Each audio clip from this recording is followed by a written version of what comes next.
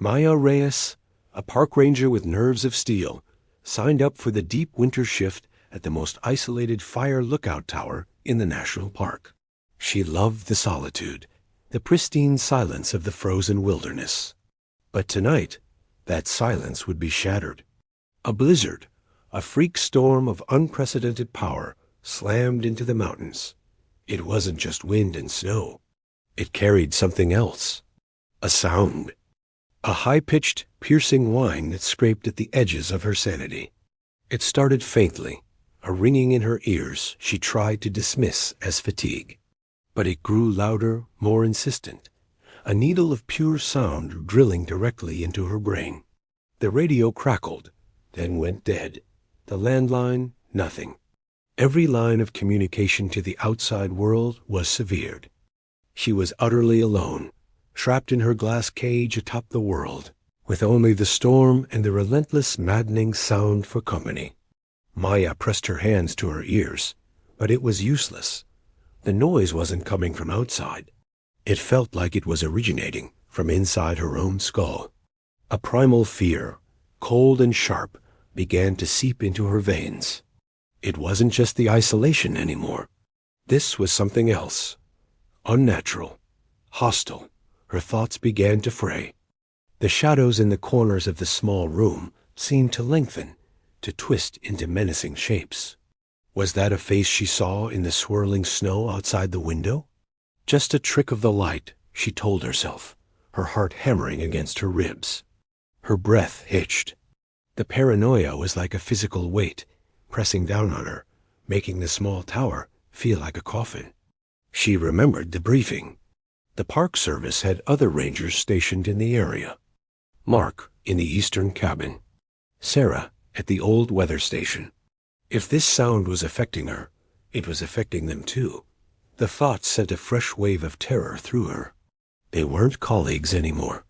They were potential threats, their minds fractured by the same auditory poison. Flicking on her headlamp, she scanned her maps, her mind racing. The storm was too strong to wait out. The sound was getting worse, whispering dark suggestions, urging her to end the unbearable noise. She looked at her service knife on the belt. A quick, sharp impulse flashed through her mind. She recoiled, gasping, shaking her head to clear it. She had to move. Staying here was a death sentence. Her survival training kicked in, a lifeline in the sea of psychological chaos. She layered up, grabbing her emergency pack. Food, first aid, a flare gun. Her destination, the old logging cabin a few miles north. It was more fortified than the tower, a place to hole up, to think. Stepping out of the tower was like stepping onto another planet. The wind was a physical blow, stealing the air from her lungs. The snow was a blinding, disorienting wall of white. And the sound? Out here, it was even worse. A symphony of insanity conducted by the shrieking wind. Every step was a battle. She pushed through waist-deep snow, her knowledge of the terrain the only thing keeping her on course. The skeletal ice-caked trees looked like frozen sentinels, watching her, judging her. The world was a canvas of blue and gray, a place devoid of warmth or hope. She saw something in the distance, a shape stumbling through the blizzard. It was Mark, or what was left of him. He was moving erratically, his arms flailing. As he got closer, she saw his face. His eyes were wide, unseeing, pupils dilated to black pits of madness. He was muttering to himself, clawing at his own ears, blood trickling down his neck. Maya flattened herself behind a snowdrift, her breathing ragged. He didn't see her. He staggered past, a ghost in the storm, and disappeared back into the whiteout. The sight cemented her terror. This wasn't just paranoia. This was real. This sound was a weapon, and it was turning everyone into monsters. The journey felt like an eternity. The cold seeped into her bones, but the auditory torture was far worse. It promised release, a sweet, final silence if she would just give in. She fought it, focusing on the simple rhythm of her steps. Left, right, breathe, survive. Finally, she saw it. A dark shape against the snow.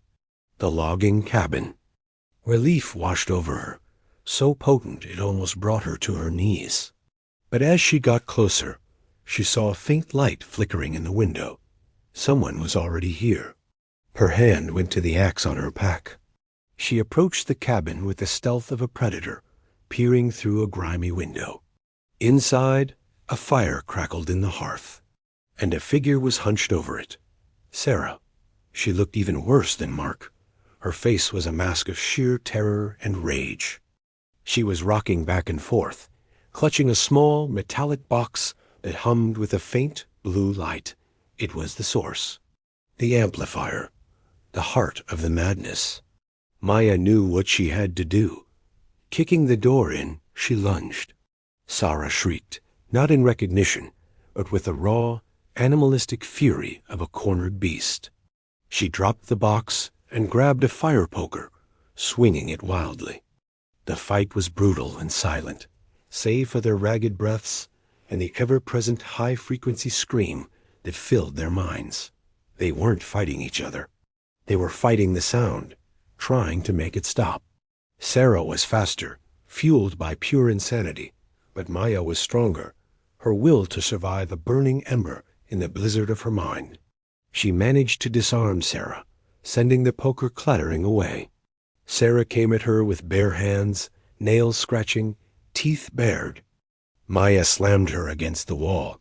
In that moment, she saw a flicker of the old Sarah in her eyes, a glimmer of terror and a plea for help. Then it was gone, swallowed by the madness. With a final desperate shove, Maya pushed her away. Sarah stumbled backward, tripped, and fell hard, her head hitting the stone hearth with a sickening crack. She didn't move. Silence. Not true silence. The sound was still there, but the chaos of the fight was over. Maya's body screamed in protest, bruised and bleeding. She staggered towards the small, humming device. It pulsed with a malevolent energy, the source of all this horror. With a primal roar of her own, a release of all the terror and pain, she raised her axe high and brought it down with all her might. The metallic box shattered, and the sound stopped. The silence that followed was absolute, profound, and deafening. It was so complete, it was almost as painful as the noise had been. The wind outside seemed to hold its breath. The world was still. Maya dropped the axe.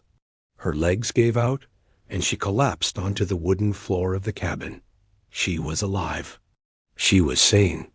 The physical wounds would heal, but she knew the memory of the sound, the echoes of the madness she had witnessed and felt within herself, would haunt her forever. The silence was a victory, but it was a scar, a permanent reminder of the day the snow itself screamed. Thanks for watching. If you're fascinated by tales of survival against psychological odds, be sure to like this video and subscribe for more stories from the edge of human endurance. Let us know in the comments what kind of survival scenario you'd like to see next. Stay safe out there.